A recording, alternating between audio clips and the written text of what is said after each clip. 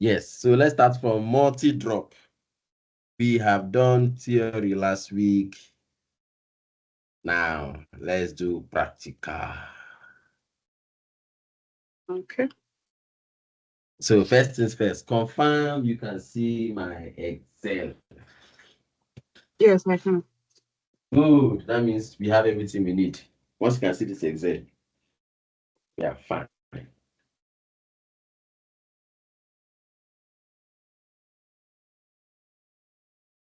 Okay. So can you help us out? Read the question. First one, remember I said the first one, multi-drop. The first one is landmark. Second one is No, sorry, read multi-drop. That's where you're starting from. okay. You are the financial manager of multi-drop group, a European-based company which has subsidiary businesses in North America, Europe, and Singapore. Mm-hmm. It also has foreign currency balances outstanding with two known companies in UK and Malaysia.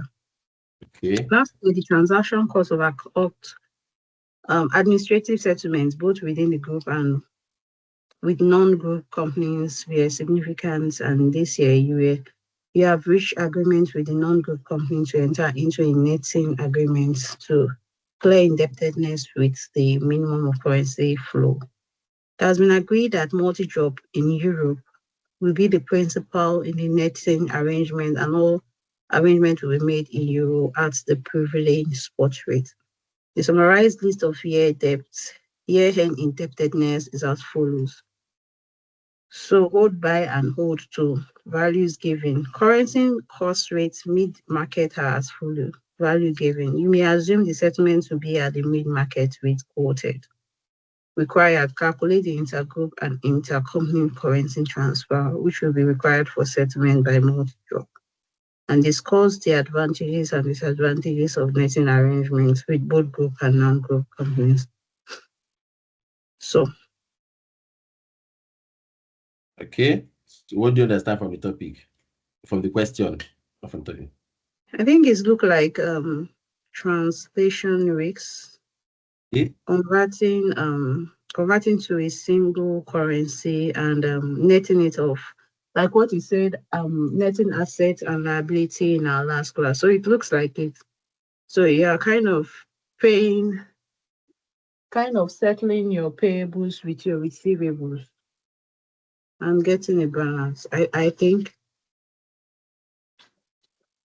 From my last class, do you remember when I mentioned that netting is a form of managing? Internal, is it Yeah. internal risk management? Okay. Hmm? Internal risks, right? Edging, right? Yes. Do you remember that part? Mm. So this one is So internal. Okay. yes, it's internal because we are trying to spend.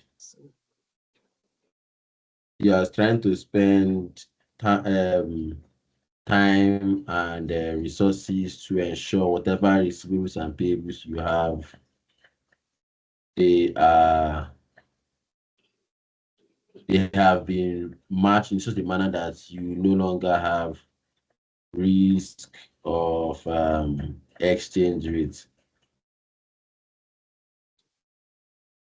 Does that make sense? Okay. Good. It does. So the game plan here is simple. We are to get the net payment for our liabilities. So once we get net payments for our liabilities, say, okay, this is the amount we are owing, and this is how we are going to settle them. So we will solve these two questions. I believe we should finish them before 6 p.m. and that would be great. So let me read once again. Just confirm you can still see my Excel slide. At any point, you can no longer see my Excel slide. Let me know.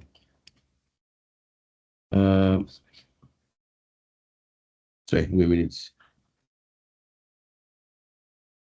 trying to maximize my screen, but this guy. Yes, good. So let me read once again. Yes, you are the finance manager of Multi-Drop, a European-based company who has subsidiary businesses in North America, Europe, Singapore. It also has a foreign currency balances outstanding with two non-group companies. Now, remember for my last class, I said one of the, you might not remember, or maybe I didn't say it, but one of the shortfalls of netting and matching as a form of currency hedging is the fact that it is only used, or it is majorly used within a group. Why? Because there has to be an agreement between all parties. So if you see in this question, it's between a group and two non-group entities, and they have all agreed to use that netting and matching as a form of settlement. If they are saying, no, I don't want to net my money from another person, pay me my money in full in the currency I transacted with you, you know there is now problems because you can no longer perform netting and matching as a form of settlement. Does that make sense? Yes, it does. Good. So remember one of the fourth show, I'll be teaching and be explaining, because the end game is that you gain understanding of what is required of you in solving a netting and matching question. My aim as a lecturer is to imbibe with enough knowledge that you can teach someone else, not just to spend 3 hours with you or 5 hours with you. Makes sense? Okay. Good. So back to the question. We have been told that we are to solve netting and matching for this. So let me continue reading. Yes. So last year, the transaction cost of adult settlements, both within the group and non-group entities, were significant. Good. Next point. Netting and matching as a form of settlement. Hope you are writing these things down, because I might not remember, I might not say them again. Okay. So just jot while I talk. So netting and matching as a form of settlement helps you reduce transaction costs because payments are made net of each other. You understand? So, So sorry, are we discussing the part B, the advantages? And no. So yes, advantages and disadvantages of netting and matching. Yes. So as I'm reading the question, I'm giving you the advantages and disadvantages of netting and matching. So once we are done with the theory, we would solve. Does that make sense? makes sense. Good. So because it's from the theory that whatever we are solving will begin to make more sense to you. You understand? Because there's no point in just giving you numbers and I just disappear. No.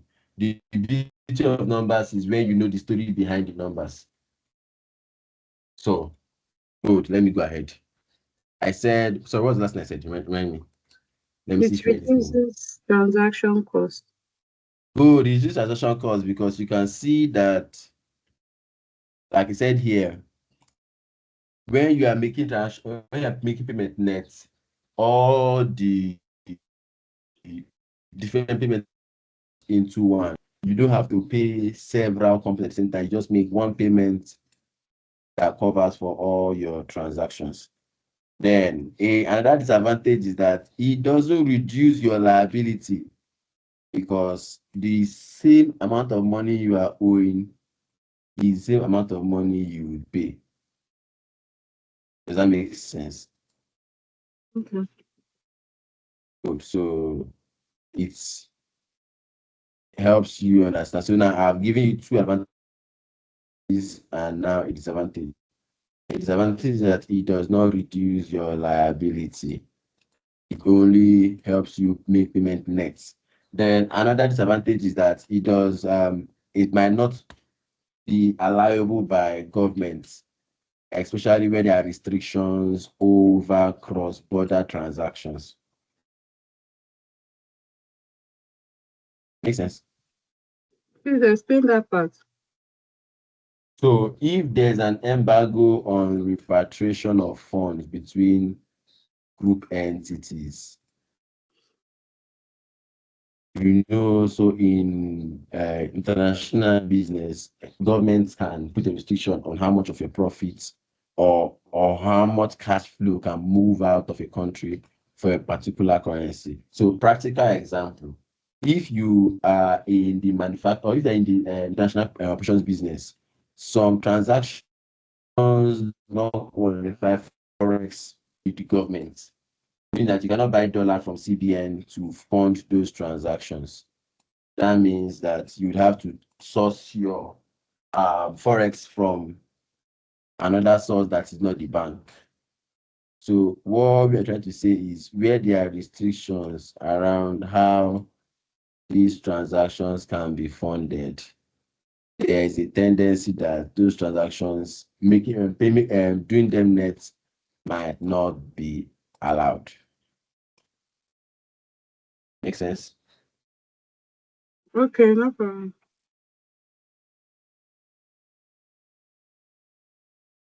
Good. So where next? Let me continue reading. So yes, it doesn't agree that so not there. They've reached agreement with non-group companies so that's a netting agreement to clear indebtedness with a minimum of currency flows. It has been agreed that multi-drop euro will be principal in the netting arrangement and that all assessments will be made in the euro at the prevailing spot rates. So one another benefit is that it reduces your cash flows. So you are only making net payment. As you can see here, we are paying in one currency and we are and which is the euro. Does that make sense? Yeah, it does. Good. So what next? Let's continue.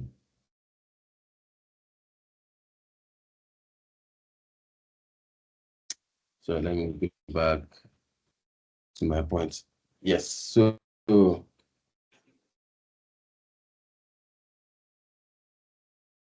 Between countries that restrictions. it might be Yes. liable. So I was So saying country. it Yes. might Go be ahead. liable.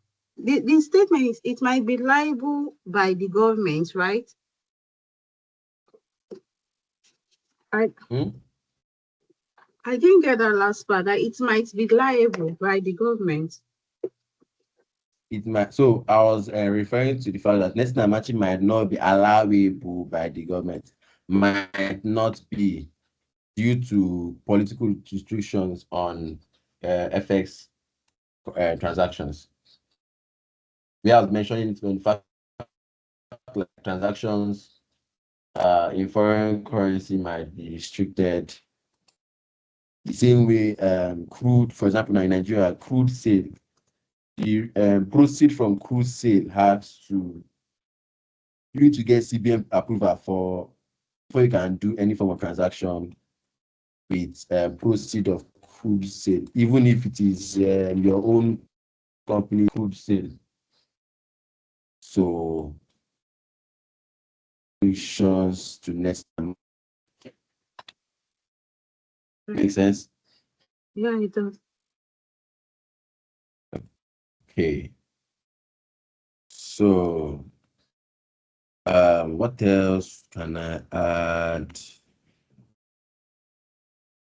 What else can I add?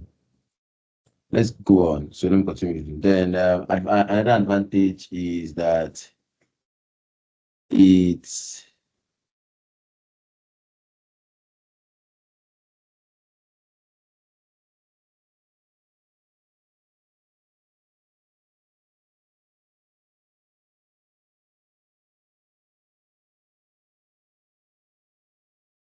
Are you saying something? Hello? Hi, can you hear me now? Hello? So in case again, you can just give me like a thumbs up or a text so I can know you can hear me. Good. Good. Yes, I can hear you. Okay, I think I just start off because I was to explain and I keep getting thrown out of the class. So the end class, any question you have, you just table it to me. So multi-drop, yeah, let me increase my size. So let's go multi-drop.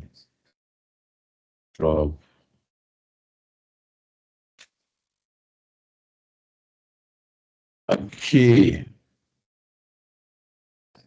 So multi-drop is quite simple. Is to convert all transactions to euro, then you find out the net payment or receipt from each company. Then know who is paying what to. So we would do something quite simple and logical. So just work with me while we do this. At any point you have any question, let me know and I will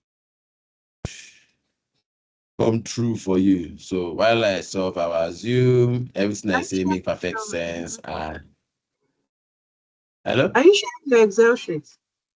Yes, I am. Can you see it? I can't see anything. Ah, admin, can you see my Excel sheet?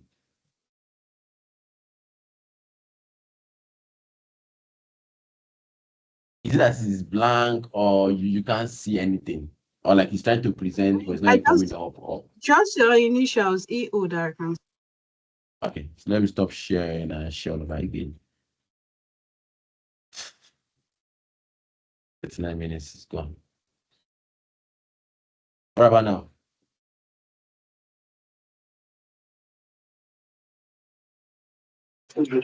No, I can't see. You still can't see.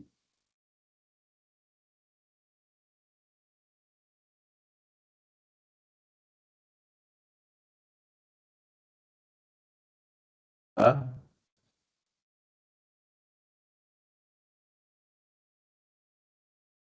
Hello? No, I can't see it. It's still blank. It's blurry. I can't see it. Admin, can you see my slides?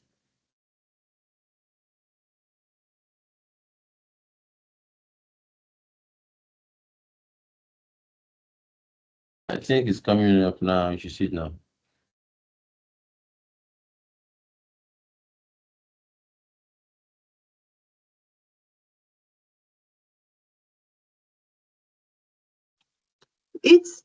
It's blurring. Like I don't know. There's something. It's an Excel, but it's very blurring and it's not really. You're not presenting it well. Maybe you can go off and come on again. I think it's network. I think it's better now, so let's go ahead.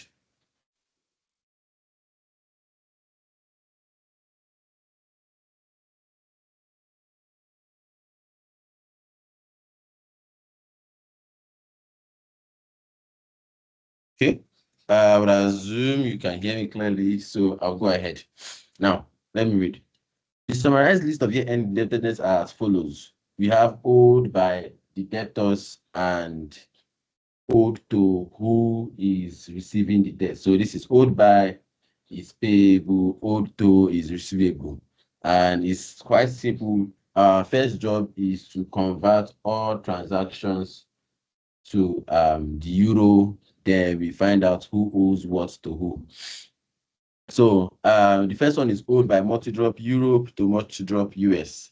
So we just use only the countries in our description. It, Multi-drop. it it's not showing again. Okay, it's showing. Oh God, it's showing now, right? So It's better now. can you see the Yes, Europe and US I wrote?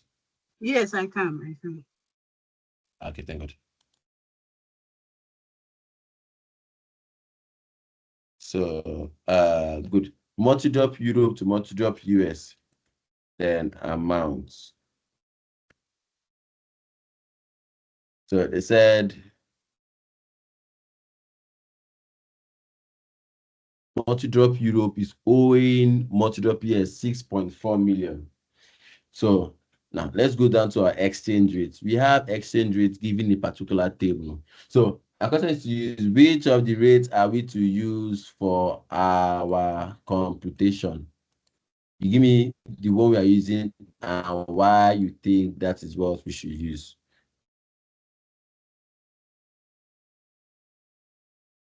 Are you there? Yes, I'm there. I'm just looking at the question. Okay.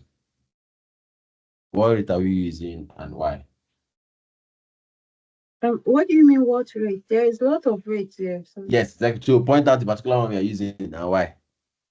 for which one? The first one. Yes, we are converting euro to dollar to euro. Dollar to euro.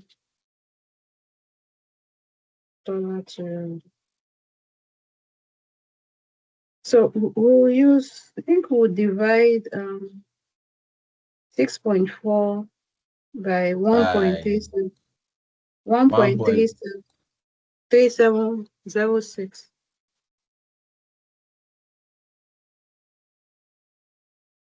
I guess dollars. one Okay, point three seven zero. dollar to euro. The rate is written.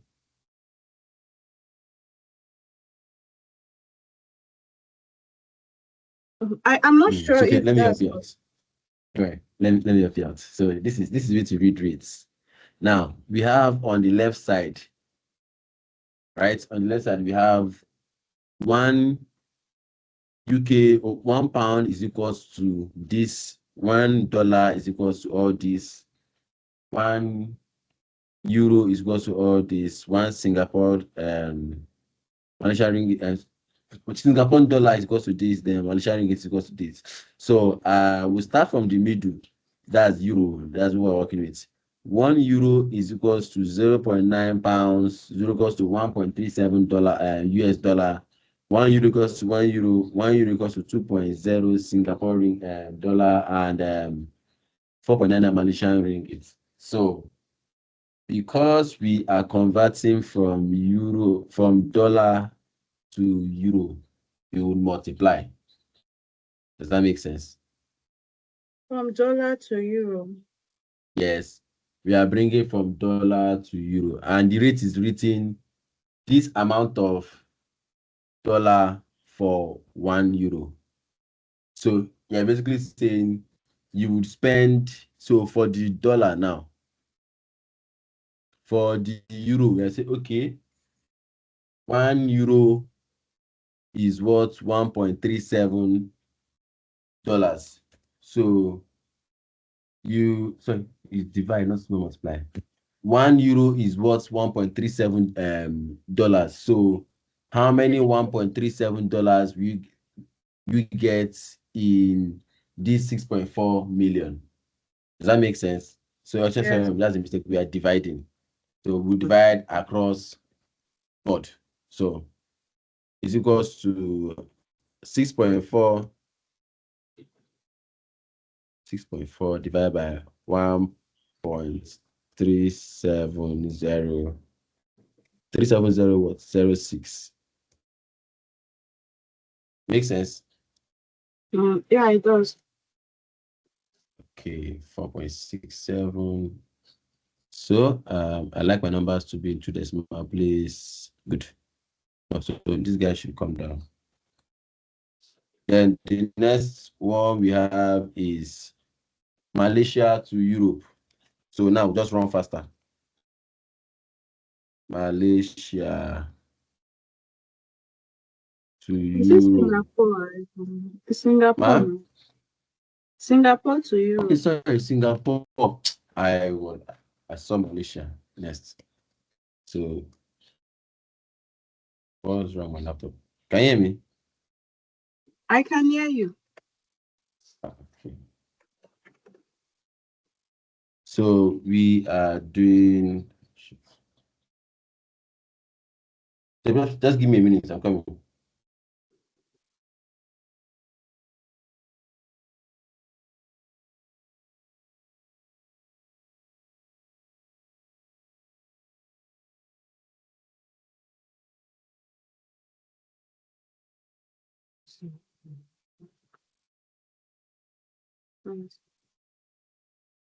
It's a 6 plus 7. Oh, 7.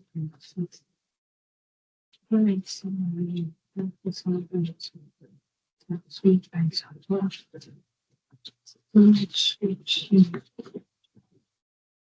For that.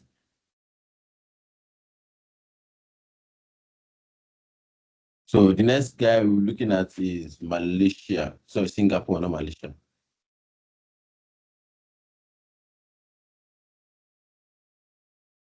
So bring Malaysia down.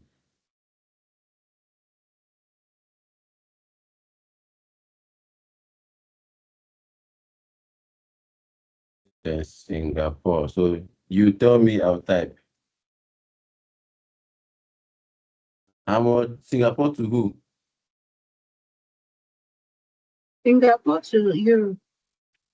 Singapore 16, to Euro. 16 million. 16 million. Which exchange rate are we using?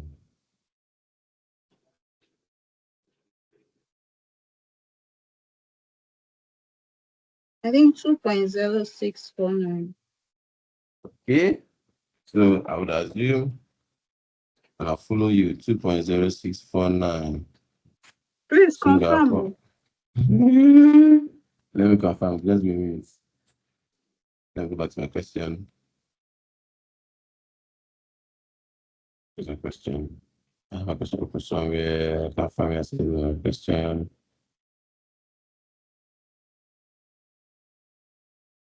So yes, Singapore to Euro is 2.0649. Yes.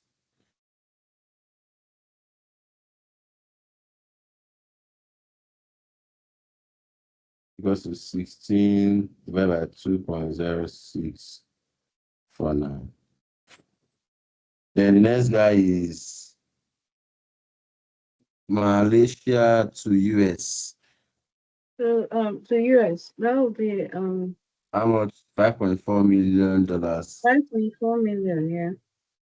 Then what's the exchange rate for US? US to Malaysia, US to Euro. US to Europe. Yes. They want Malaysia to US. No, I mean we are converting from US dollar to Euro. Okay, that's 3.706. 10.7, 1.8. What did you say? 1.3706. 06. Okay. Yes, I agree.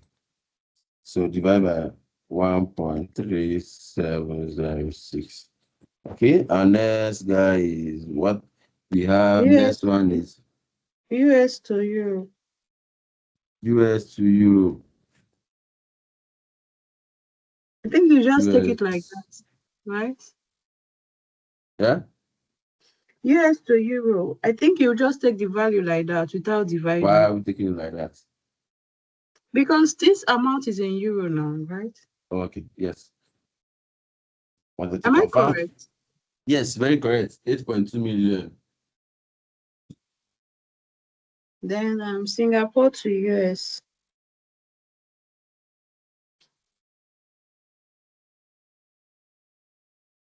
Singapore to US. Five How much five is it? million divided 5 by million US dollar. 1.50. 1.3. Huh? 1.50. Okay, US to Euro. Okay, 1.37. My question is why are there many exchange rates if you are not using them? To confuse you now. Because I'm even confused. Exactly. That's the aim. That shouldn't be the aim now. Okay. Because we don't have that time in the exam hall to be confused like It's this. so the aim is this: if you know what you are doing, you should be able to identify the specific rates you need. Makes sense.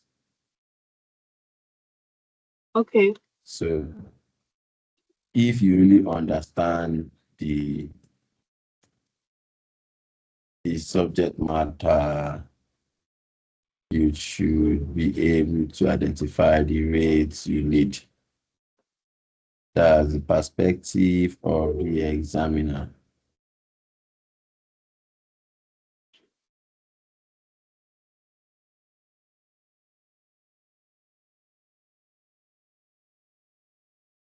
Does that make sense? Yeah, it does. Okay, let's go on. The next one is what? The next one is Is Singapore to Malaysia. Singapore um to Malaysia, 25 How much is million. it? 25 Singapore, million. And what would I be using? that's 4.99, right? Oh, yes, 1.9901. Next one, Malaysia To to UK, UK. that's 0.93. How much is it? 2.2 million. 2.2 by 0.9387. 9387. Next, Is UK to Singapore. UK to Singapore. That's 2.06. Singapore. So, how much is it? Let's start from the amount. UK to 4 4 million. million. Yeah. Go by 2.06. 06 what? 0619. Online. Okay.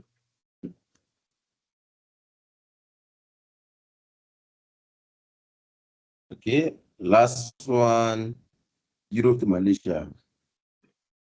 Euro to Malaysia is 4.99. Eight, amount 9901. first, 8.3 divided by 4.9.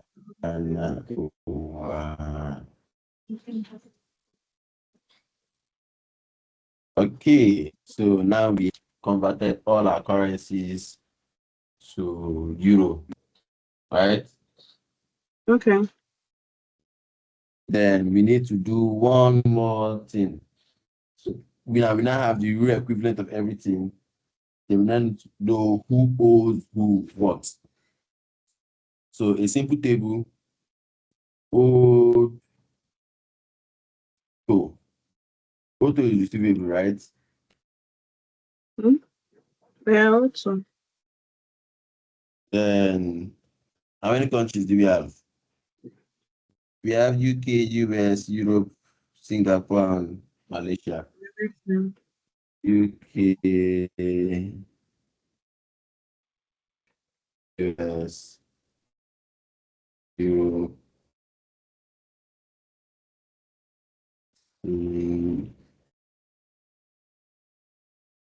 Singapore, and Malaysia. So the key is to have the same format down here. So UK, US. So whatever format you give up, you give down.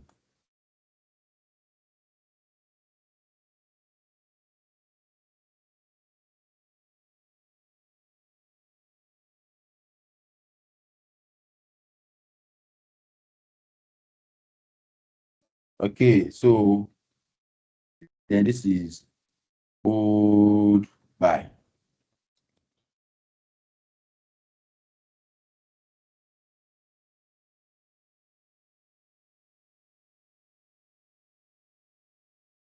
Table. So the first one is owed by. I'm sure we've got this one correct. Yes, owed by. Owed by Europe. So owed by Europe to US. Do you agree? Owned by Singapore to Europe.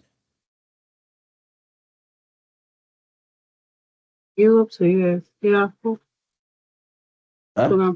yeah, 7.7. So owned by Malaysia to US. Times 3.3.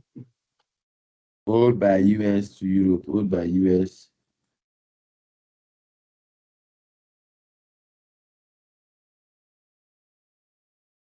Owned by Europe. Sorry. Owned by US to Europe.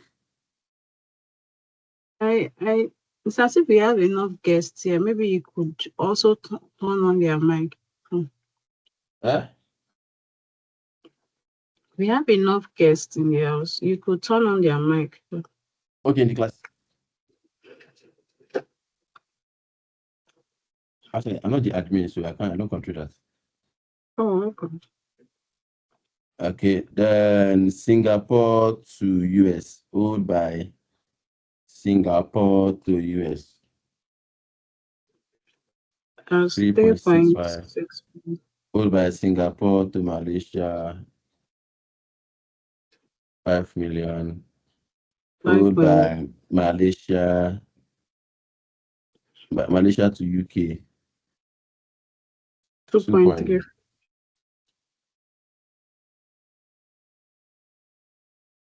then owned by UK to Singapore, That's 1.94. owned by Europe to Malaysia. That's 1.66. Okay, so let's do something else. We add.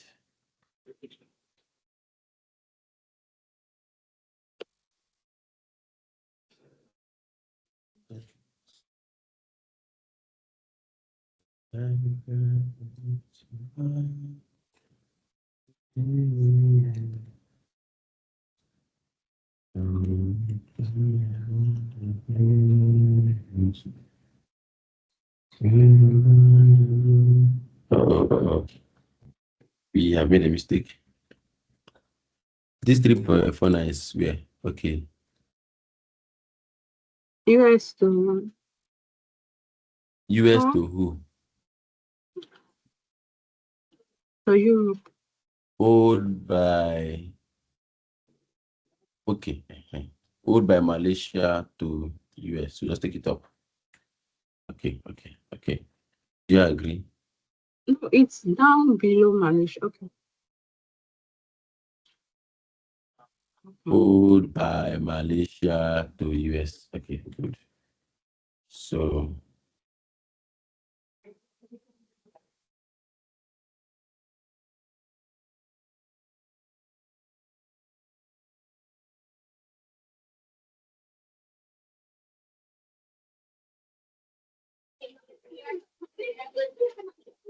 what am I doing? Can we mute our mics?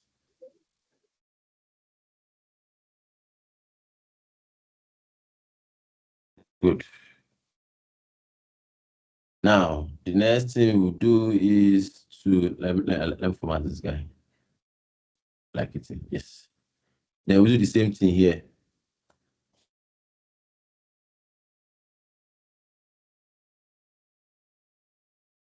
Do some of these guys together. Then we'll drag.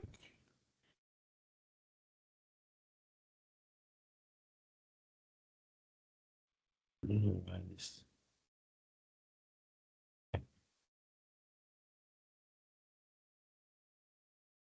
So please confirm, is there anyone we did not link well?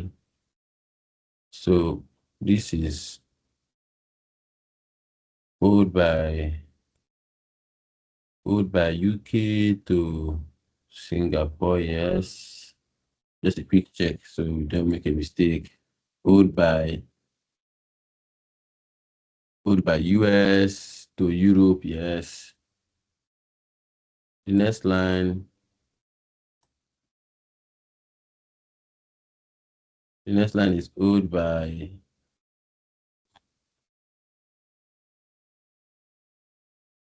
Next line is owed by Europe to US 4.6. Then owed by Europe to Malaysia 1.66. Then next one owed by Singapore to US 3.65. Yes, Singapore to Europe 7.55 and Singapore to Malaysia. Where's Singapore to Malaysia? Yes, 5.1. Then the last one is owed by Malaysia to UK 3.24 and Malaysia to US. Okay, good. Then this is summary. This is summary of owed to. So let's bring it down. Owed to, owed by. So you agree owed to is your receivable, right?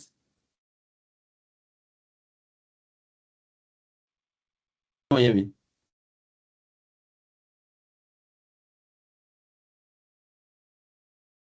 Can anyone hear me? Yes, it is. Okay. Okay, good. So I'll talk to myself. So you can see what I'm doing, right? Okay. So this is summary of owed by. Then you deduct this guy minus this guy. Then you stretch.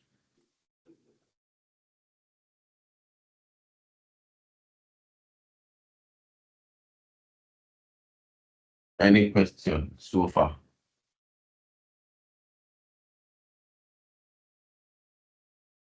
And for me. Yeah, the person that can hear her voice, so I would assume you are a fair representation of the class. What did you say, Okay. sorry? I said, yeah, the only person that can hear her voice, or the only person that can hear. So I would assume you to be a fair representation of the class. There's a lot of people here. Oh. But that's what I'm saying. I can't hear others, so Maybe they are on mute. Maybe they should unmute them. So that they can okay. also agree.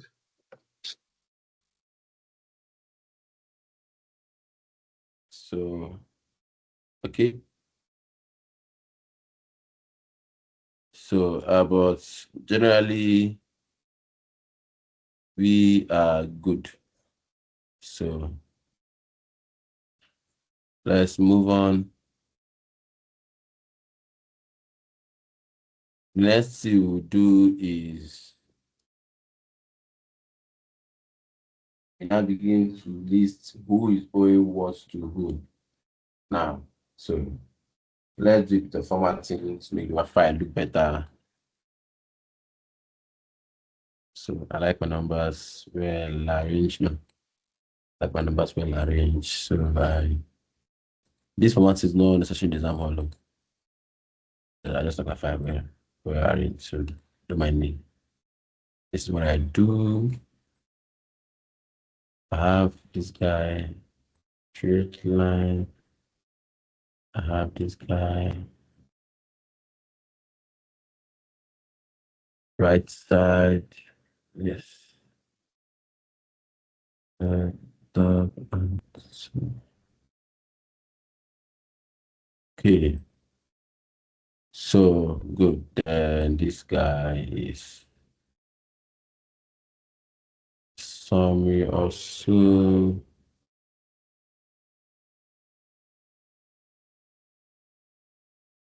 This guy is a table. Boundaries all around. Yes. And this guy. No, it's two. No.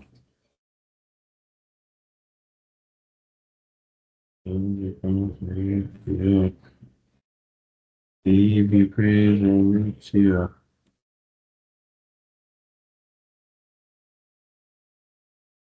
This yes, so now we have a summary. Then this is what we recommend. So if you go back to the question, you realize that we were asked that calculate the intergroup and intercompany currency transfers that will be required for settlement by a multi-drop. So this is what we have to say. We expect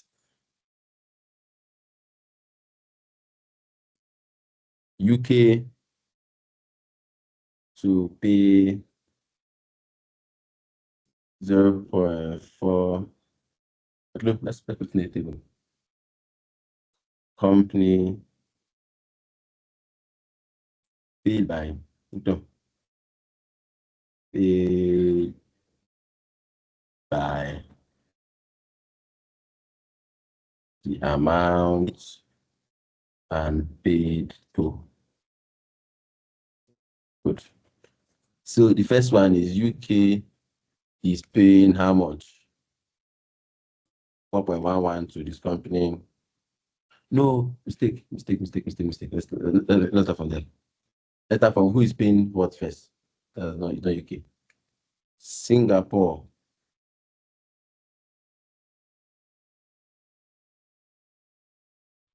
I think Singapore is when in credit is paying 14.7 million to Europe.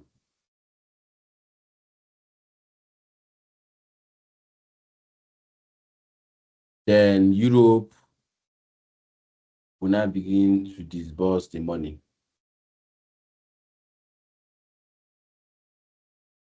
Europe will pay 0.41 million to UK. Then the same Europe will pay 4.6 million, 4.06 million to the US. Then Europe will pay 0.939 million to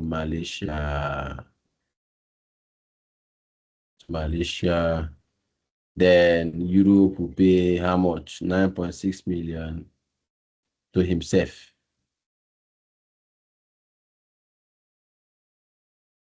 Any question?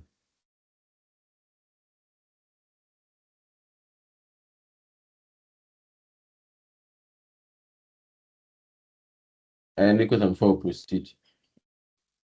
So if I can understand better, it's only Singapore that is owing Europe. Yes, because Singapore has a net, so let's call it. Singapore has a net cash and a negative cash flow. The So rest they are are all expecting inflows with control one. Yes, they are all expecting inflows, but Singapore is the one making an outflow. Good. you can continue. So the rest of the class, any question?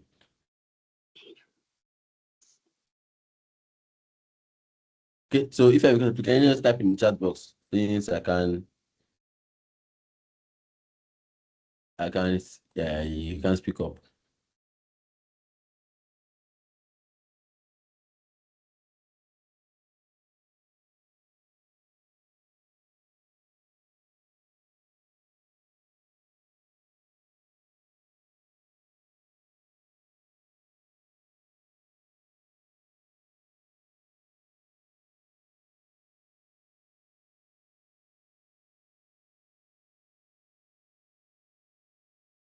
Okay, let's move on.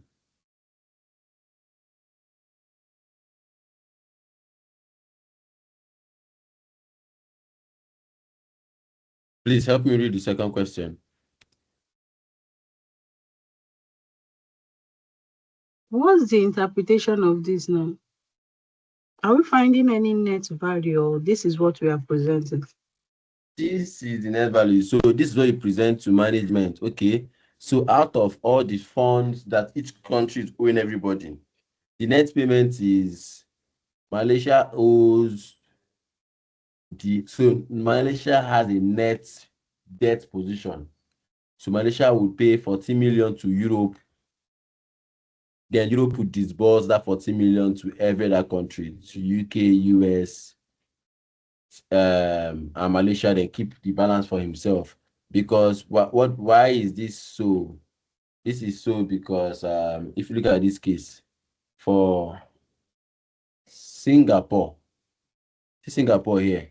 Singapore is expecting to receive 1.4 million. So go back to the question. Let me go back to my question.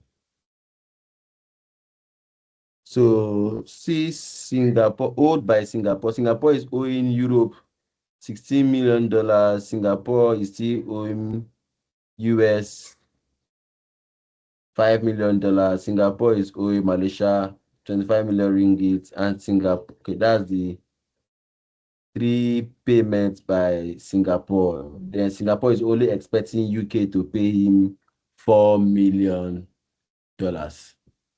So you can see that he has more debt than receivables. Does that make sense?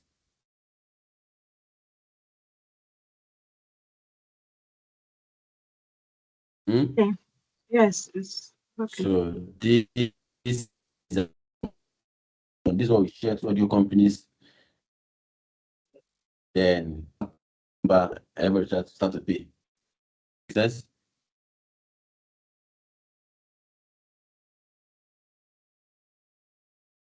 Can I go on?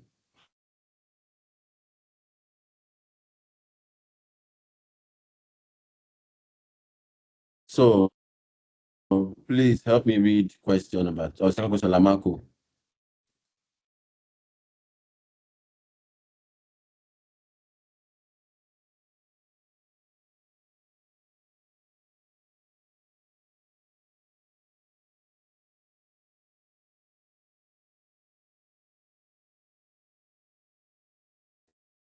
Can you hear me?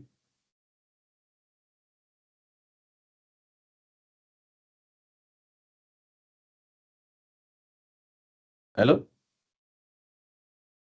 Can anyone hear me?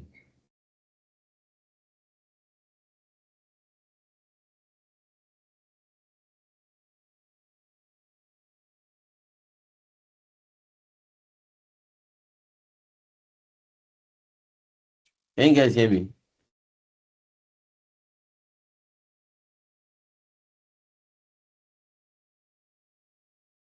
Yes. Uh, can you hear me? Just let me type in chat box. I'll know I am still live. But mind you, the question is in the WhatsApp group, so just pick it up from there. What we solved currently is Llama is multi-drop code, so we are moving on to Llama. If you have gotten the question, can you signify by a thumbs up so we can start?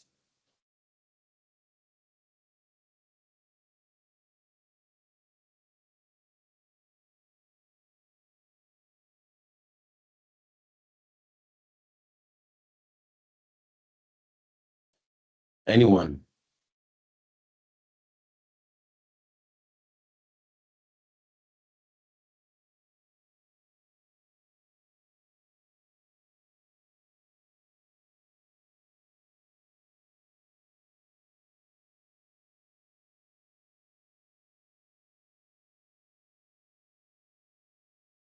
Anyone? Question. Admin, can you hear me?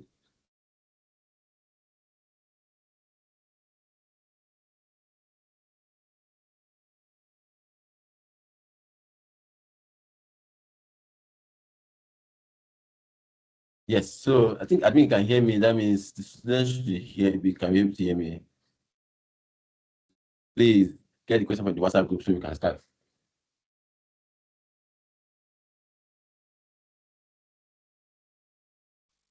Do you want to discuss the part B or the other one? We just discussed part B before something, I remember. Okay, so you want us to do the second Laman, right? Second question, yes. Llama, yes, that's what I said. It's Okay. already 4:30. We have 130 minutes, so we have to start our question very fast. Okay. We can go ahead. So help us read.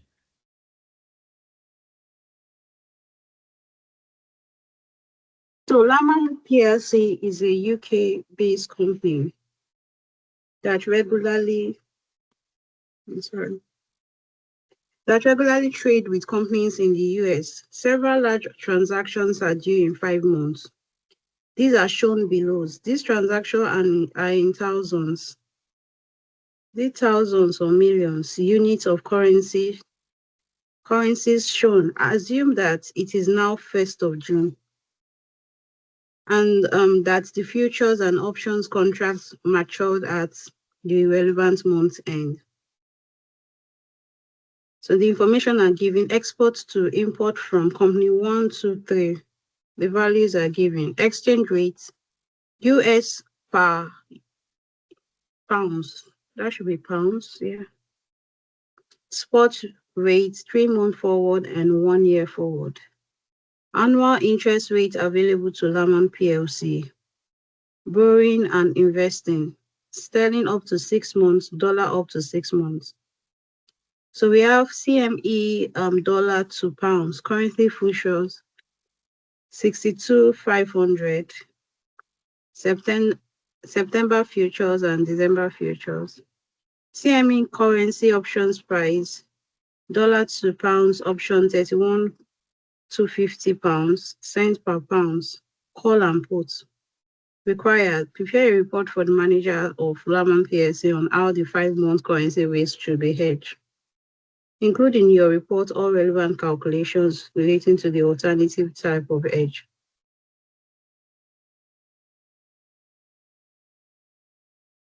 Twenty marks.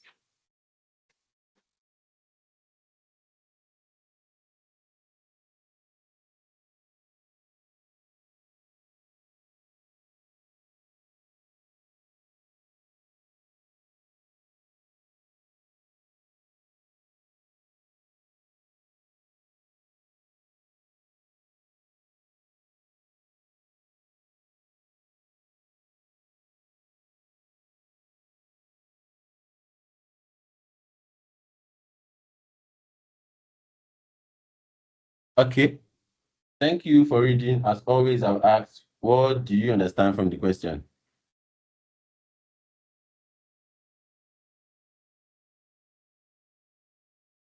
Hello? I think this is a currency risk hedging.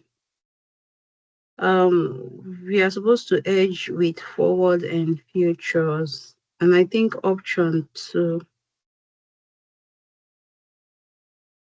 So we use the three hedging techniques to see which one is better. But it's an interest rate hedging. Is it interest?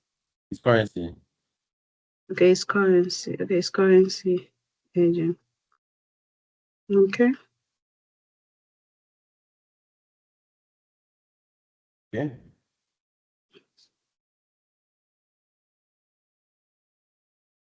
Okay, let's solve.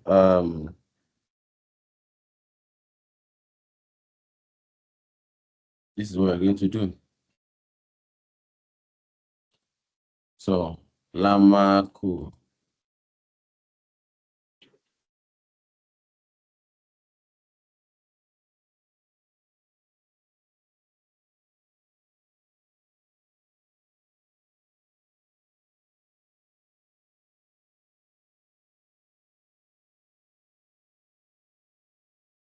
So back to the question. We have payments and receipts in the net position. So we determine how first thing we first determine is how much are we expecting to be paid or received. So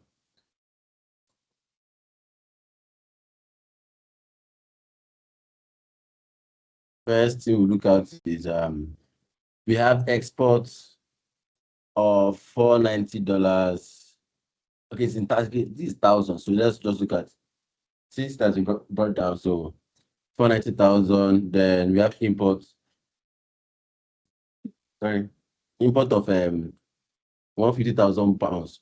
But remember, we are a UK-based company that is buying things from the US. So the only thing we are hedging is payments in dollars or transactions in dollars. Anything in pound is our home currency, so we are not exposed to any form of risk in pounds. Does that make sense?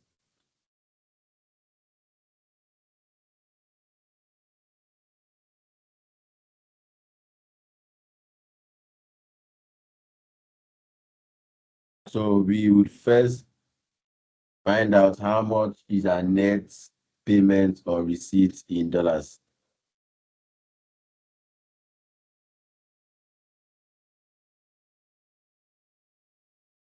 So first step is to find out what we are making. So USD payment, these are amounts.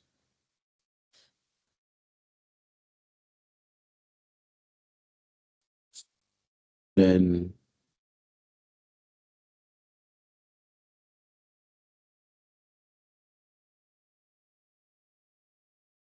you have company one exports. And exports is an inflow, right? Okay, of 490.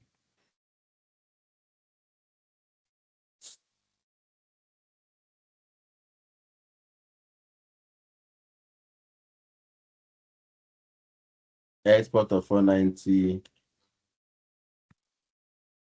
Company two is an import of 890. And company three is an import of 750. So company two, 890, and company three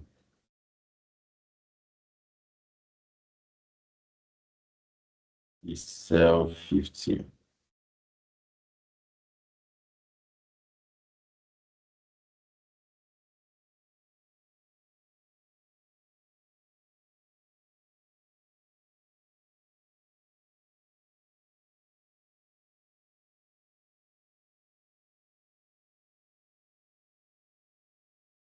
So summation of these three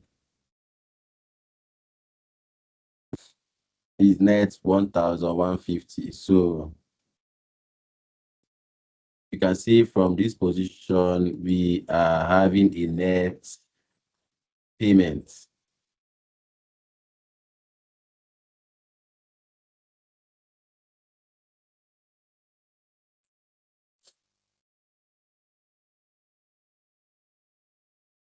net payment. So first, we have four different hedging strategies. So let's just line them up.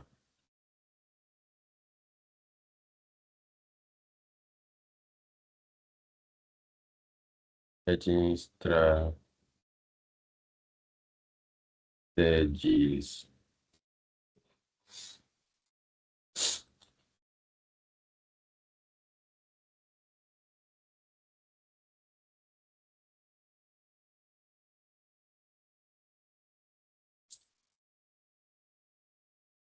We have money market hedge.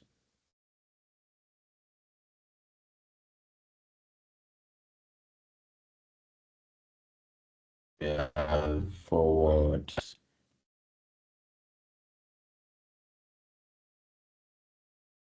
futures and options. We might not be able to finish this today, so we continue in subsequent classes. So, but we will try to finish forwards and money market today.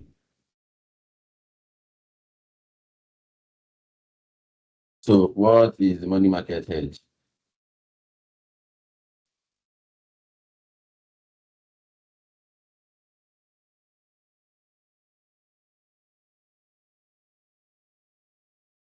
So remember in our last class, I mentioned that money market hedge is where you are borrowing in a particular currency and investing in another currency with the aim of maximizing current exchange rate. What do I mean? It means that you have a payment or receipt you are expecting in future, but because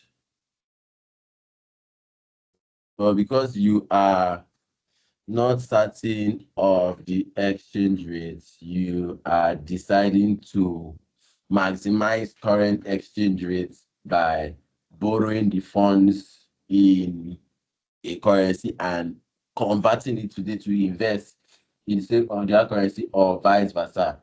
That way you have moved your currency today pending when the transaction will materialize. So let's solve and you will understand.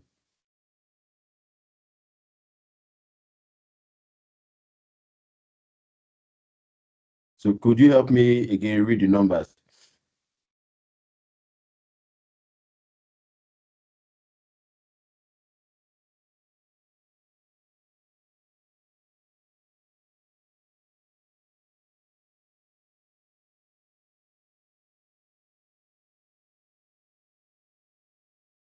So for money market head, we have a in this case, we are trying to make a payment. So a payment is an outflow. That means you need to have cash in that particular currency to fund the payment. So what do I mean? Our payment is in dollars. Let's put this in dollars. No, just a minute now. Currency US dollar. Yes. So everybody remember. So our payment is in US dollar. That means you need to settle your cash flow in dollars. So first question is, we need to have $1,150 to settle our payments. So let's begin to bring in more information as we solve. Back to our question, they said payment are due in 5 months time. So transaction date 5 months time.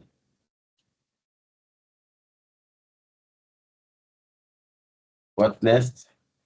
They said assume today is June 1.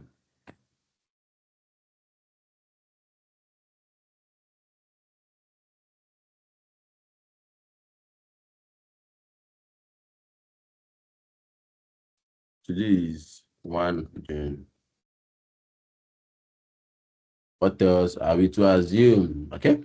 Said today is June 1, 5 month payment. Okay. So that means we are to ensure that in 5 months' time we have dollars equivalent to this amount to use for payments. Since we are making payments in dollars and our funds are currently in pounds, we need to first of all convert that money to pounds and invest it in dollars. So when you invest it today, in 5 months' time, you will liquidate.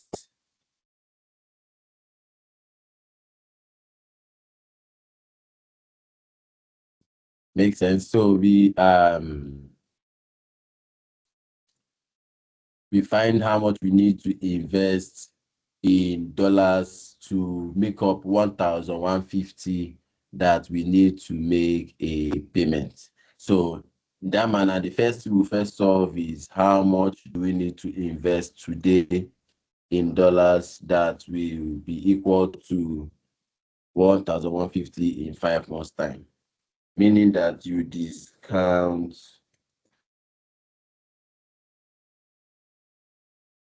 the USD payment to present value using the since we are making a payment, you have to invest the money using the investing rates of the dollar. Now, what is the investing rate of the dollar? I said you can invest in dollar up to 6 months at 2%. Okay, so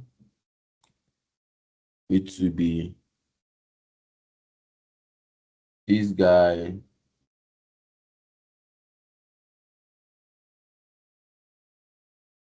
Let's put brackets so we know the exact amount. Amount should be positive. We are discounting the present value. This guy divided by open bracket 1 plus what is our borrowing rate?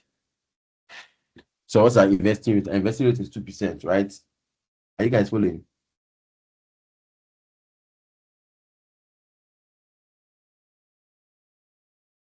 Our investing rate is 2%. So 1 plus open bracket 1 plus 2% times, since our transaction is in 5 months, 5 divided by 12.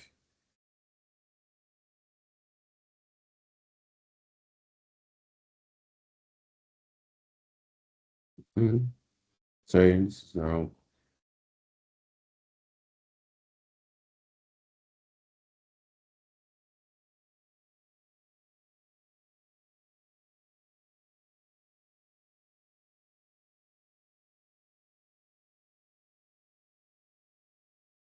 Present value multiplied by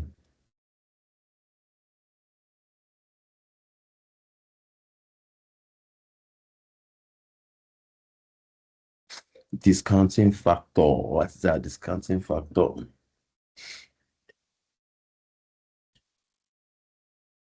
One plus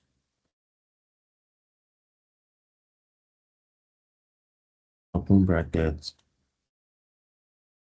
2%. But 2% before 5/12. Yeah, this makes more sense. Then this amount will be in minus, so positive. So this is the amount of money we are to invest today that will yield 1,150 in 5 months' time. So step 2 is you convert the amount to be invested from USD to pounds.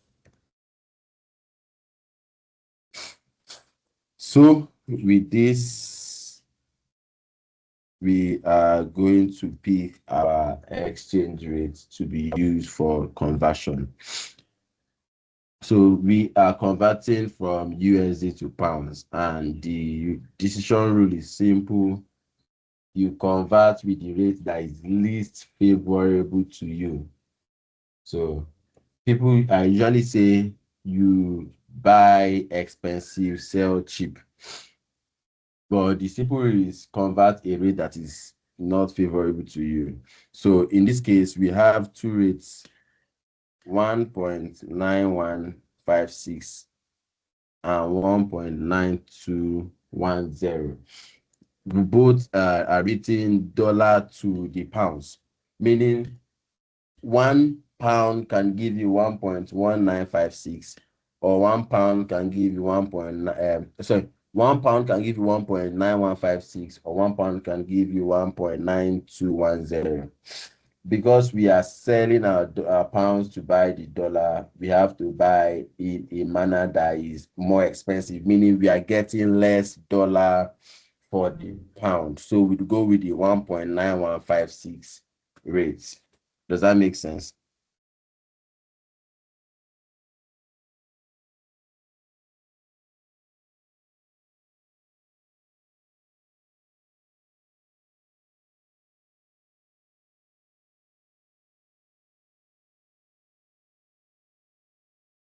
Can you hear me?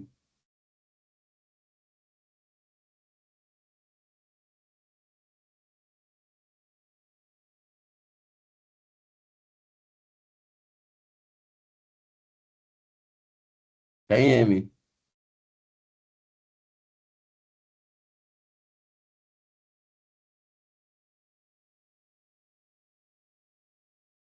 Can anyone hear me?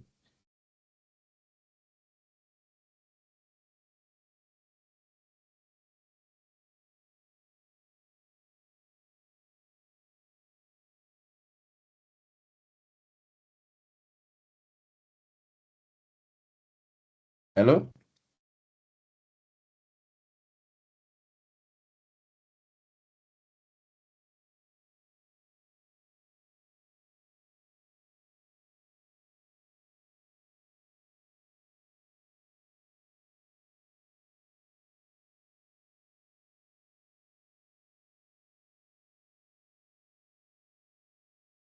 Is anyone there? Because I can't hear anything. Okay, you can display the question on your screen so people do not have access to it. I don't think I can split my screen. That'll be quite a task now. Can't see. Okay, confirm you can see my Excel before I keep on solving what I don't, what you guys cannot see.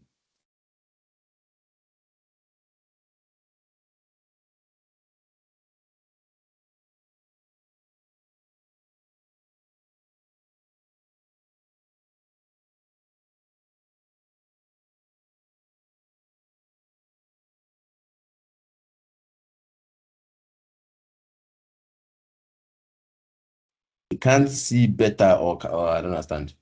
Can you see it now? Or maybe it's just better, although it's not better.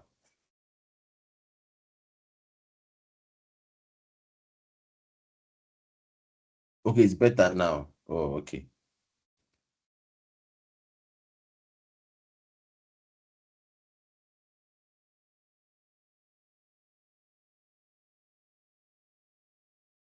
Okay, any questions so far?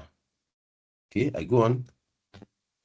So this will convert this amount to pounds by 1.9156. And we convert this guy in pounds. So yes, it's the pound equivalent. Then this is the pounds we need to buy. This is the pounds we need to buy the dollar today. Then this pound is to be funded via borrowing. So we need to know the interest rate on borrowing this pound for 5 months. Interest rate on borrowing for 5 months.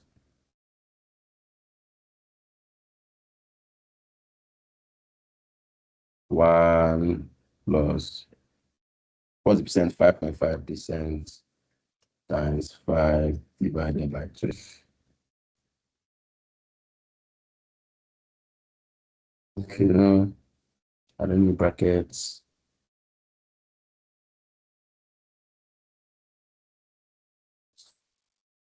609.02. So this is the total amount it will cost us to pay 1,150 in 5 months' time. 609.02. Any question before I move on? Any question? Any area of confusion?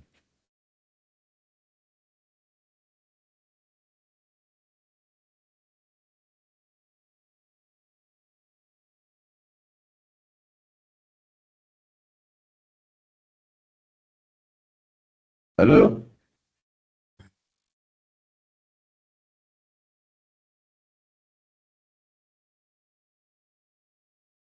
None for you. Okay. Okay. We'll go on.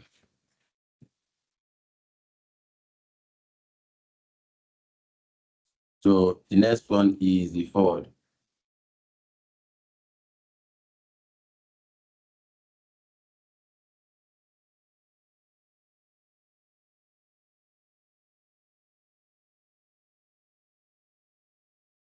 So the next one is the forward.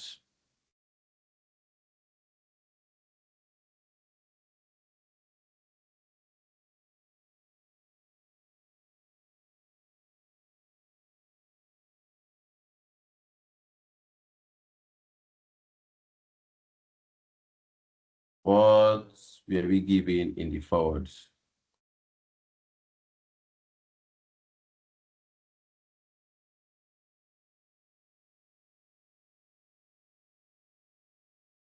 We were told in the forward that we have two forwards, the 3 months forward and the 1 year forward.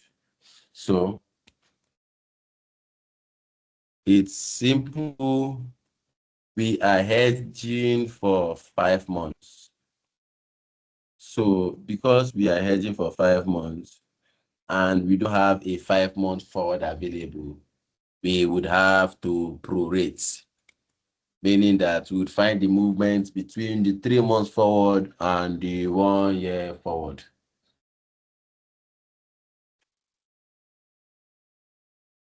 So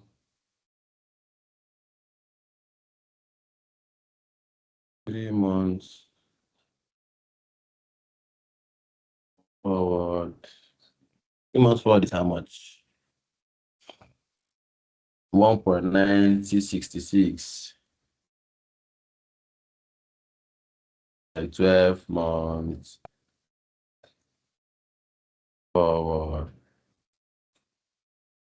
1.8901.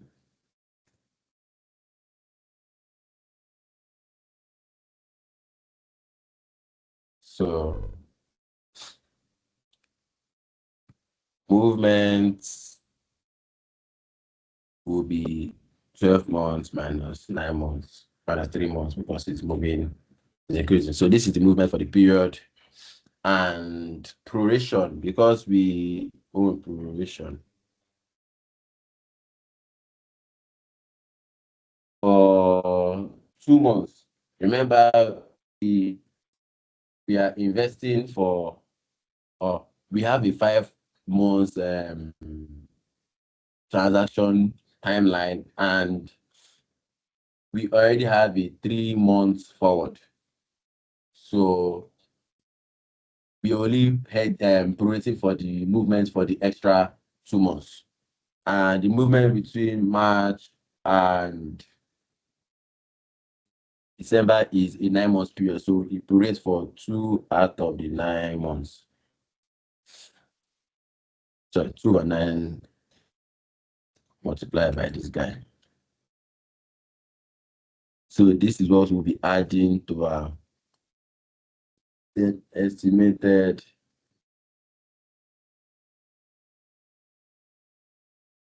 forward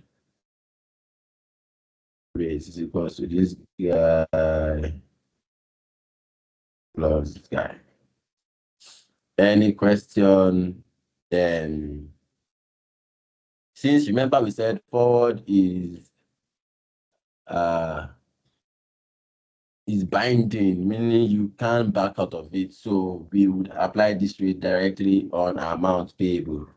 So amount payable in pounds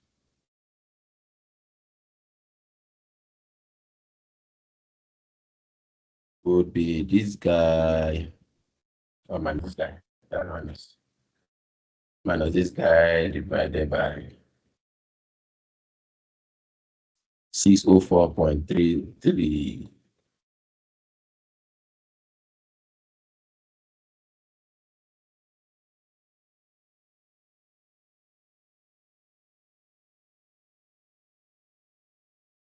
Any question before we move on?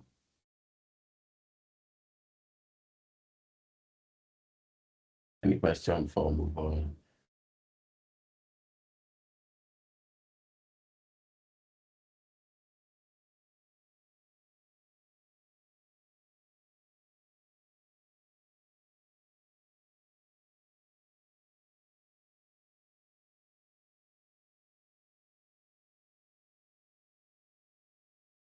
Okay.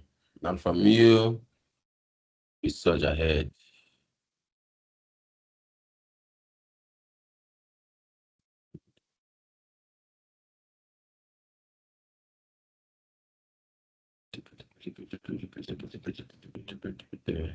So we have our features.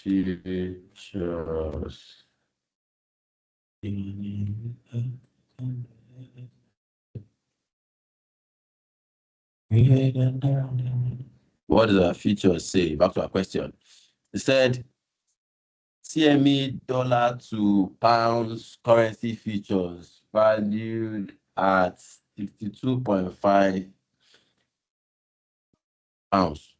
We have September and December. So what do we need to do? So we need to figure out two things.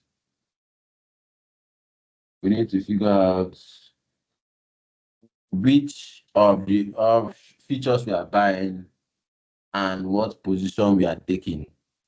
So today is June 1. Our payment is in 5 months' time. So our transaction date is estimated to be, let's write it somewhere,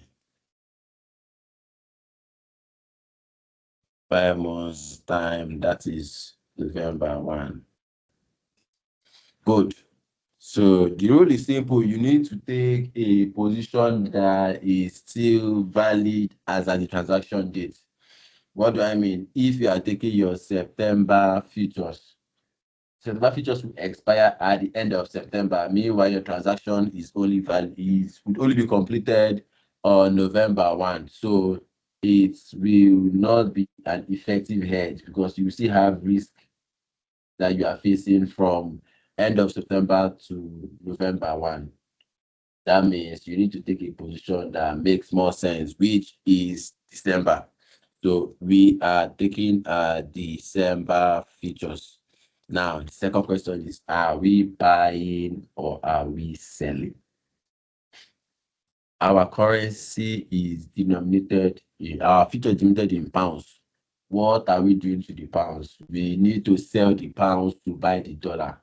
So we are selling December futures. Does that make sense? It should. Yes, it does. Oh, finally, you're back. I've been here before. No, like, I mean, your voice is back. I think it's internet. Okay, so we are selling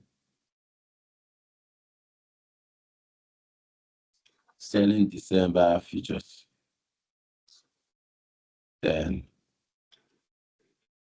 second thing to do, remember, like we did in futures, like we did in options, that so we did in forward.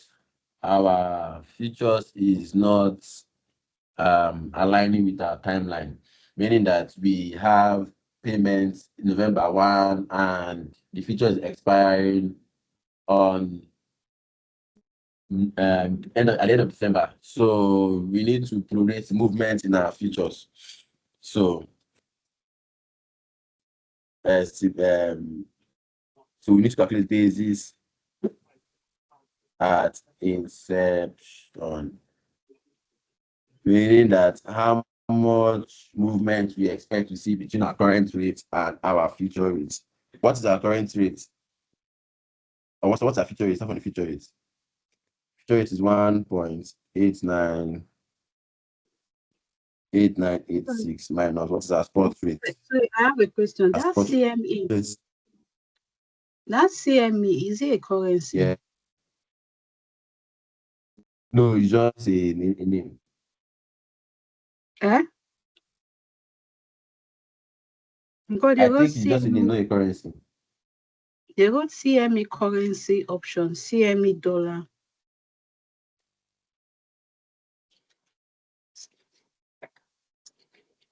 It's not a currency. Like it's just like it's a description. Is it what? A description.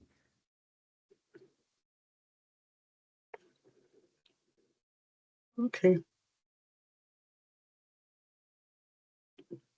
I don't know why it was added in both futures and options, but it wasn't added in money market. Okay, can we move on? Yes, we can move on.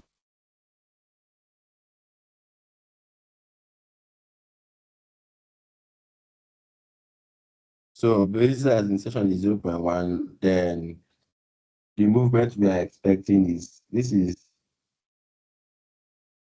from now to when? Today is June 1. Now from June 1 to end of December is 7 months. We need it for only 5 months. So we are having 2 months that we will not face. So me as a person, I like doing the risk I will face. So basis required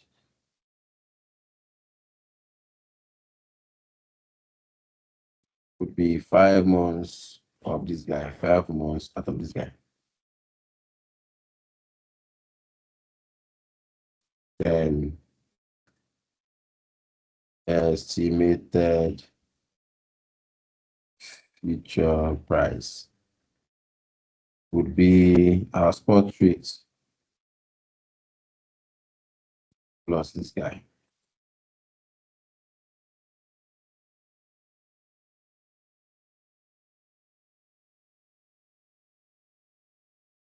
Any question?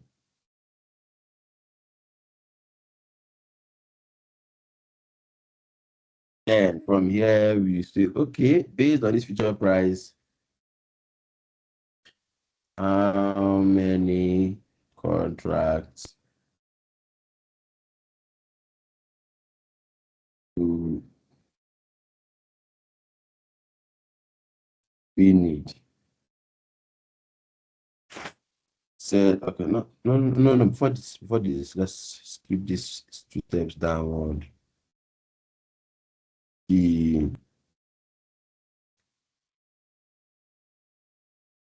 pound equivalent of a payment, the pound equivalent of our payment is this guy divided by this guy. Yes, so this is what we need. Then how many contracts do we need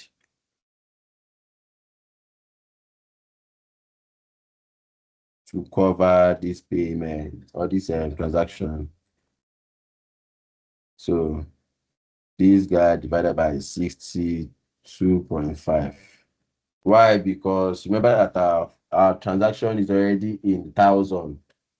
So you have to divide 62.5. Then now, where you can buy partial contracts, you would end your question here because you just buy 9.67 contracts and that's the end. However, in most situations, you might not have the liberty to buy partial contracts. That means you have to buy an underhedge or an overhedge, and you fix the difference using the forward. So for me, I prefer getting an underhedge, then I fix my difference using the forward. So by I'll buy how many contracts? 9 contracts.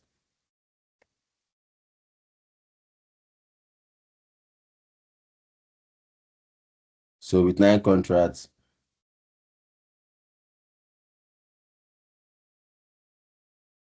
value of 9 contracts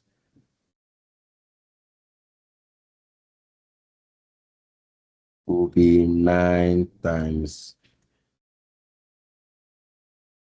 62.5. 567.5.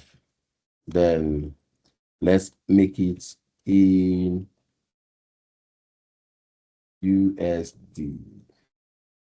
This way we are saying this guy multiply by our spot rate here. So this is the value of dollar you can buy from this transaction. Then value of under hedge, meaning the part that is not hedged by our forward or our future, minus this guy. This is the VAT that is not hedged by our forward. Then hedging under hedge using the forward rates. So this guy divided by, what's our forward rate, this guy? So, oh no, I think I would like to split this guy into two. So value of contracts only. So going to walk through is 9 times 62.5. Then it should not be this guy multiplied by this guy. Yeah, that's a better workflow. So total amount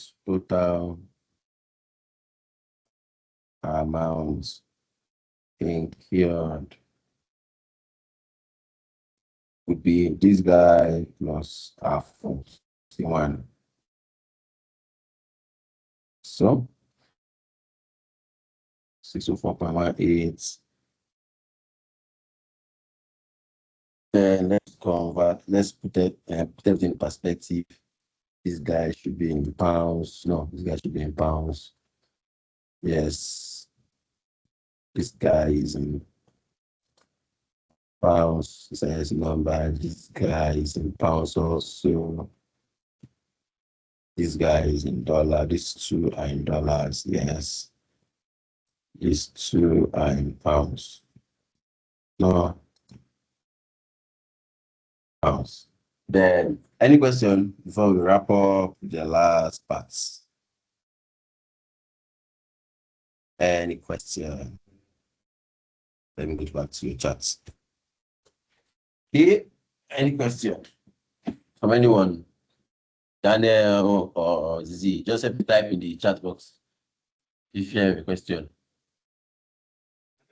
I have a lot of questions because these figures, the way you have, is it like a template, Nope, like a step just that someone can just yes, go through?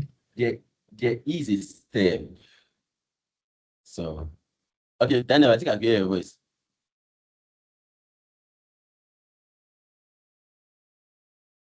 Hello?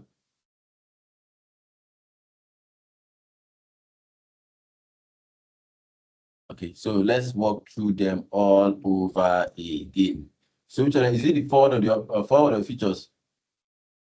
The futures. So the forward you understand it perfectly. Yes. So good. So first things first. Take your position. You need to decide the feature you are buying based on timing. You want a feature that is still active when you are to make your payments. So this September feature will have expired by November 1. So it's not relevant to you because your risk will still be existence as at November 1.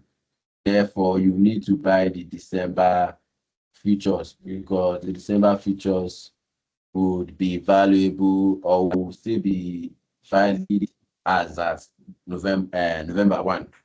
Does that make sense? Yes, it does. Good, that's step one. Then step two, which position are we taking? The contract says it is valued in pounds. So whatever you are doing, the question is, what are you doing to the pound? Our pound we are to sell the pound to get dollars, right? Because our payment is in dollars. So you sell the pound, buy the dollar. Does that make sense? Yes. So we are selling December futures. That's perfect. Next step, step whatever.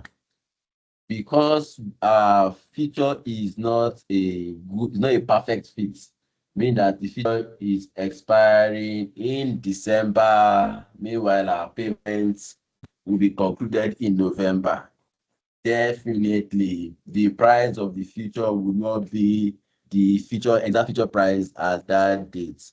So you have to estimate what your future price will be. So from here, we estimated what is the movement in our future rate from spot rates today to what we want to see in the future. So our spot rate today is 1.9156 and our future is standing at 1.8986. That means our rate is depleting. So we have a negative movement of this amount. Then we are only holding this instrument for 5 months out of the 7 months, right? So we only accrue for the 5 months movement out of the 7, which is what we did here.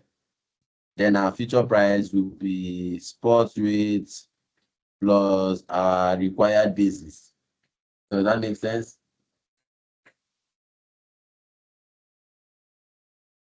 Are you there? Yes, it does. So as at here, we now had our estimated future price. So the next thing I decided, okay, since it's the future price we have, you just convert the use the rate to get how much of the pound we would need. And in this case, we are saying we need this amount of pounds because we have to make payment of 1,150 and this is our exchange rate. Now, the second part is where it becomes tricky. This amount is per contract. So you need to understand how much you are or how many contracts you are buying. So in this case, dividing the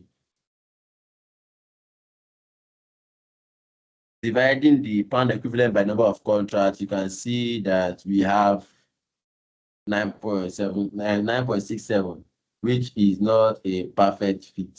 So I gave an illustration that where partial contracts are feasible, this is where you end. But where you cannot buy a partial contract, which most likely is what you expect to see in the exam hall, you have to underhead or overhead, meaning that you buy 9 contracts and you hedge the remaining 6.7 with forward, or you buy 10 contracts and you hedge the excess with forward. I usually prefer underhedge because there's no point buying extra and start looking for a way to fix it. So I underhedge. Then I wrote we buy 9 contracts. Then what's the value of 9 contracts? This is it, 9 contracts times 2.5. Then this will be the US dollar equivalent of what we can purchase with the 9 contracts.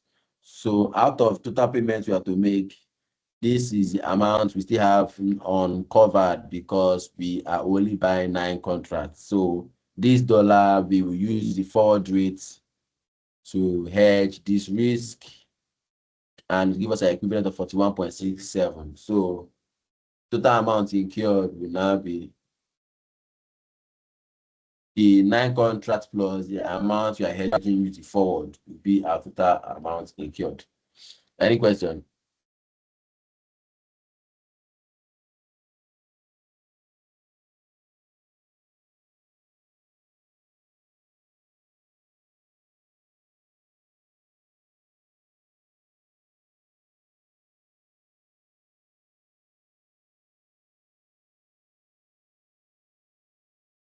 Any question?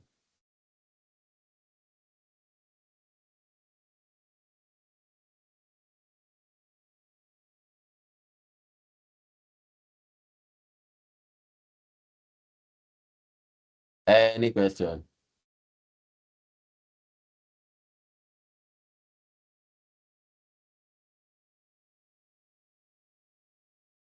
Okay. So we'll assume no questions and we move on.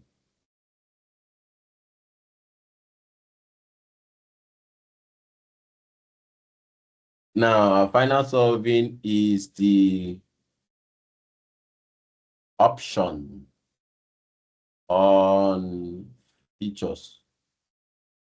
So remember, our option is a right, not an obligation. So you have to be careful how you solve this. But let's solve. So back to our question once again. What does our question say?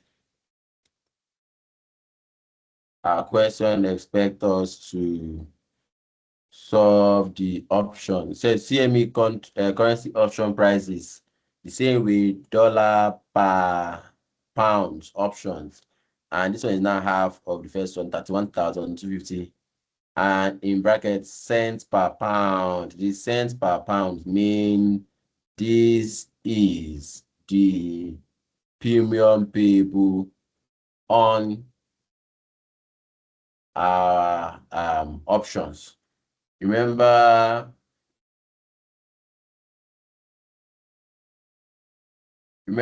we agreed in our last class that options will have premium payments, because that premium is amount to pay to get the right.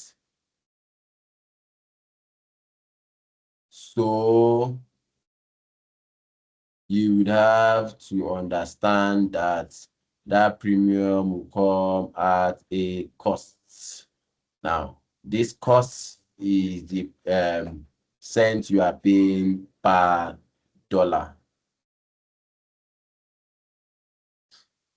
So the premium is an additional cost to your payment. So let's solve. Same process we run.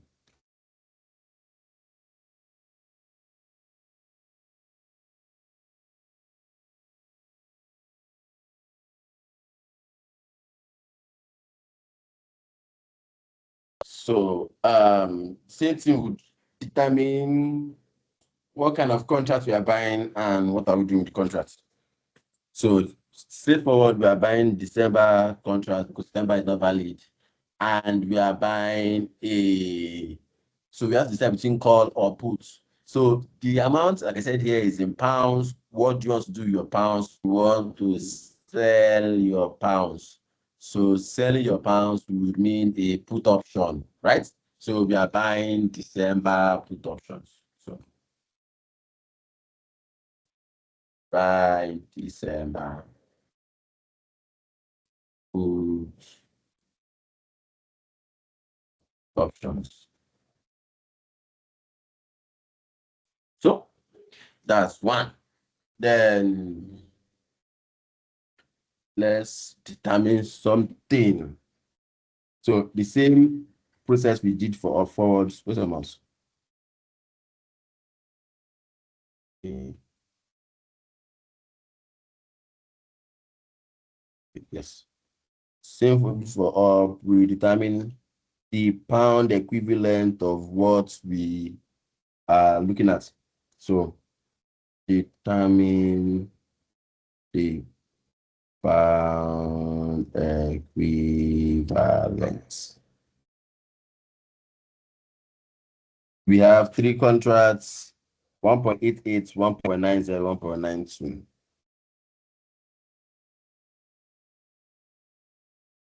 1.88, 1.90, 1.92. So this is how much we are paying, then divided by this guy. How much? Yes, so this is the dollar equivalent of what we are to pay. So this 7 divided by this guy. then minus B7. Remember this guy. Then the number of contracts.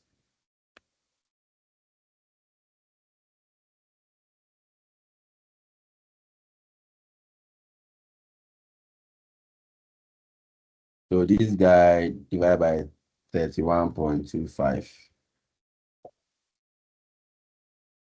So we have all contracts at fractions of 19 points, 19 points, 19 points. So we do something simple. You buy 19 contracts. Buy 19 contracts.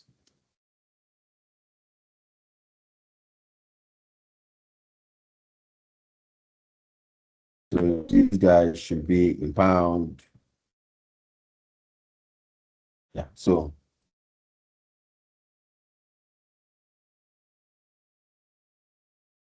we have these three options. Copy them, paste them here. Value of 19 contracts of contract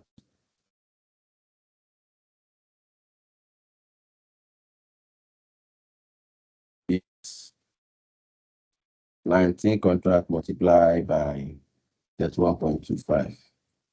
Yes. Drag downward. Right. No, down. Yes. Then USD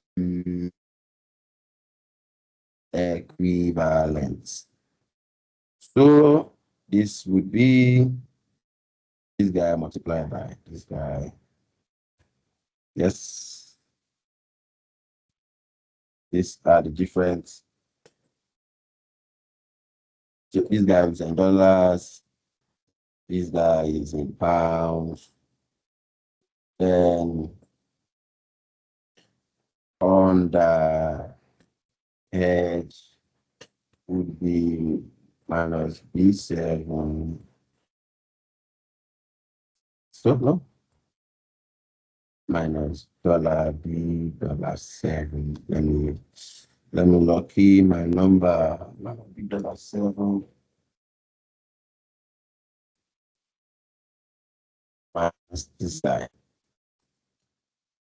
So this is the amount that is on the hedge. So from here you say, okay, using forward for on the hedge.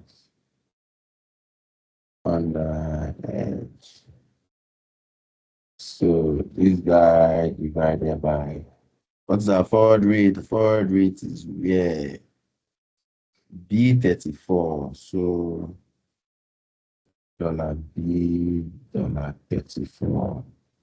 Right? Correct. Yes. So I drag down. So this is the dollar. No, this is the pound.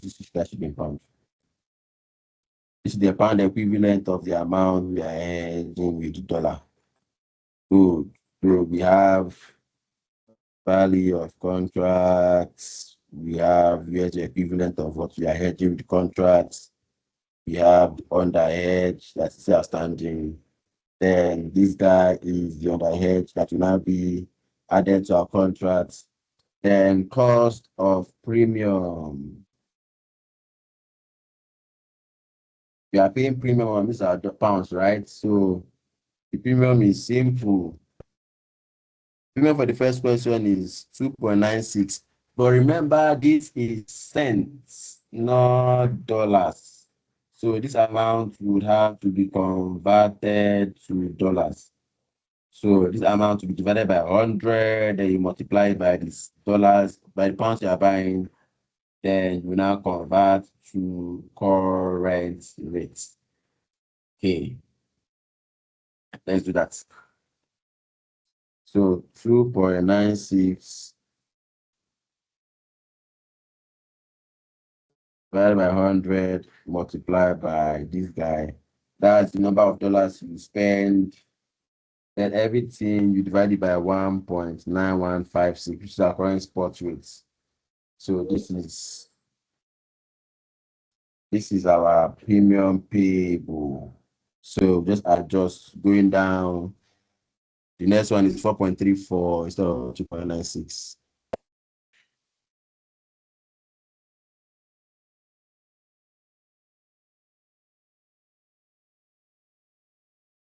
4.34. Then the next one is 6.55.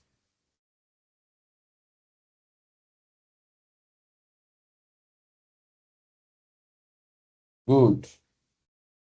Then total cost equals to contracts we bought, which is the options, plus our underhedge, plus premium, because it is a payment. If it was a receipt, we will deduct the premium because it's a cost. Then from these three, we would recommend total cost, not costs. We recommend this guy as our preferred option because it is the cheapest. So this is G82. No, sorry. This is G82. So equals to G82. So question, out of these four options, four strategies we have here, which one would you recommend and why?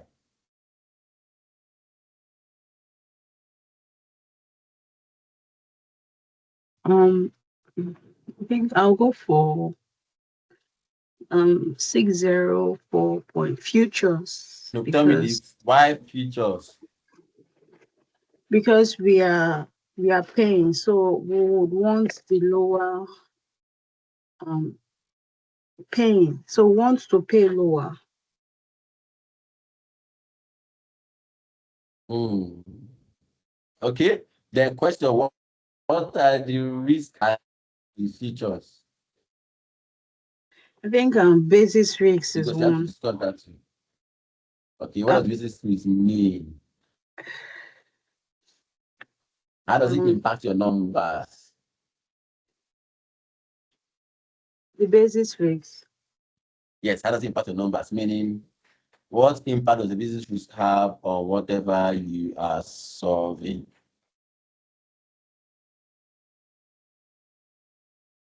No idea. No idea. Mm. Nice. So you are saying you remember I said in our previous class that one, that basis risk exists, meaning that the movement of your forward might not go in line with your estimation, right? Yes. So that's one risk. And that means whatever amount you estimated here, it might not be the actual amount, it will be on that date. Okay, Do you so agree? what's the essence of the basis risk? No, basis risk is a risk that exists. Risk that your estimation might not be actual. Meaning that we have estimated in our question, we estimated in our features that our estimated future price will be 1.90335. Mhm. It might be higher or lower than this. So that movement might distort our amount. So for example, let's say, let me add 0.09 here. Okay, no, not 0.09. 0.009. So our rate is now 1. No, let's do minus. So I'm minusing 9 pips. A tick is a similarless movement in the pricing of an instrument. So if I minus 9 ticks from this guy, you would see that our amount changes. So it changes downward and our rate is now 604.44. So if you look here now, the future is now more expensive than the forward. Yes. Can you see? So you will see that, okay, the fact that the future is the cheapest now, basis risk exists and my numbers might change between now and then. Do you agree? Okay. That's one. And two is the fact that basis features carry marking to market, meaning that you would have to spend money that you deposit with the exchange that they will use to add your gains or losses on the transaction. You remember where we are initial margin, maintenance margin, operation margin. If you are the every day cover I the can't hear losses you are you. paying by. You are breaking. Can Can't you hear hear me? you. So I'm saying basis risk exist. Forwards have this risk of marking to market. So you might have, if you are the one losing side, you might have to be paying money to exchange on a daily basis to cover this risk. Make sense?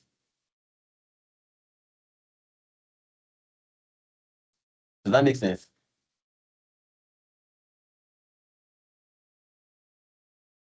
Are you there?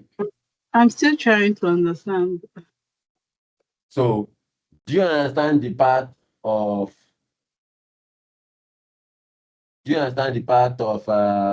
the basis risk that I mentioned, that where the rates go? Sorry, let me go and tell you what I did here so I'll not forget. This is not part of my question.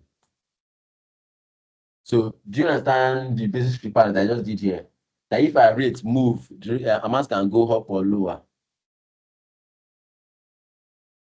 You Yes. understand that part?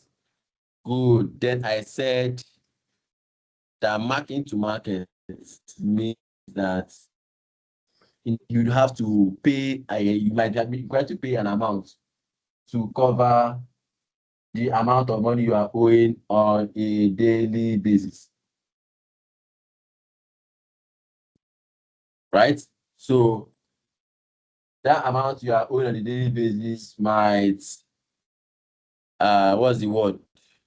Put a strain on your cash flow, and it is not what you might be willing to bear at that point in time. So generally, where the difference between your forward and your generally this risk is risk that companies might want to avoid, because you know your movement in your forward, in your futures, will be according to the market. So whatever amount you are paying, you can't estimate it, also meaning that you cannot plan it into your cash flow, right? Okay. So you it will distort your cash flow for the next 5 months till the transaction is closed. So in bid to measure the risk of one day, you are scattering your cash flows for the next 5 months. Okay. So now you're getting it. Now, these are the risks attached to your features. Meanwhile, let's talk about our forward. For the forward, you have to understand that forward carry this counterparty credit risk. Now, what is counterparty credit risk? Is a risk that whoever you got into this transaction with, on the date of payments, the person might not be able to afford it. Does that make sense? I don't understand. Mhm. Remember, I said forwards are between two parties, right? Okay. So I agree to get into a transaction with you. Practical example, now I buy something from you, Yes. and I think I might not have the money to pay you based on the loss is too high. No, practical example, practical example. Follow dollar for me, and exchange rate was 462 official. Then the floated currency, I changed it to now 17. You know, the amount you're paying me is now times 4, or times, yes, it's times 4 of what it was when I borrowed you the money. Yes.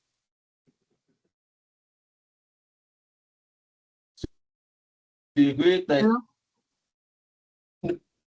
can you hear me? Hello. Hello? Can Yes, you I hear can me? hear you now. I can hear you. So I said, yeah, I said, you are agree that you get well intention. The It's breaking. does that make sense? It was breaking. I couldn't get your point. So that exchange rate is to be afford to pay.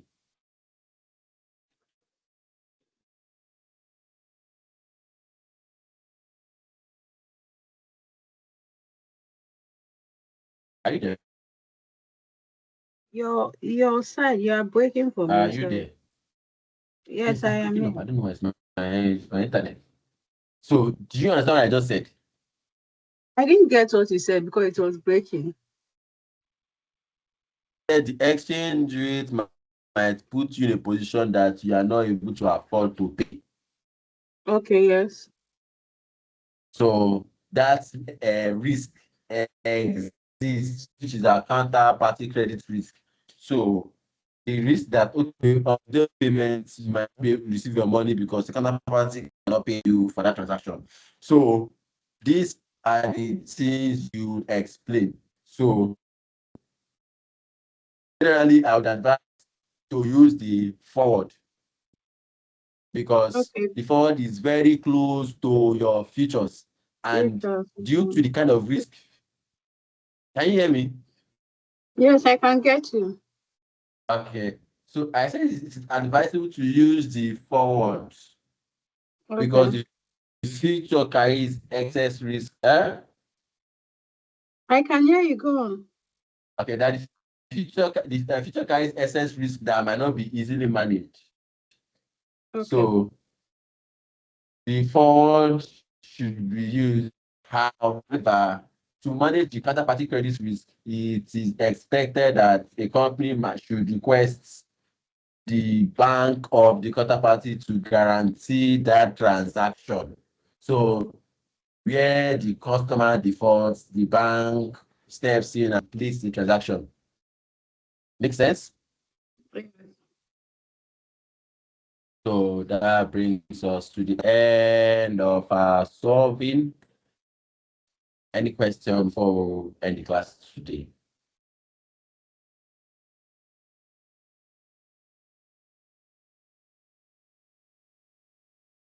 So Any question? can we have access to this recording just in Yes, I'll case? send it to you on Excel. I'll send the Excel to you. That's guaranteed. All right. No question for me. Okay. Thank you for listening to me. See you All right. Thank you very much. in our next class. Thank you. Bye.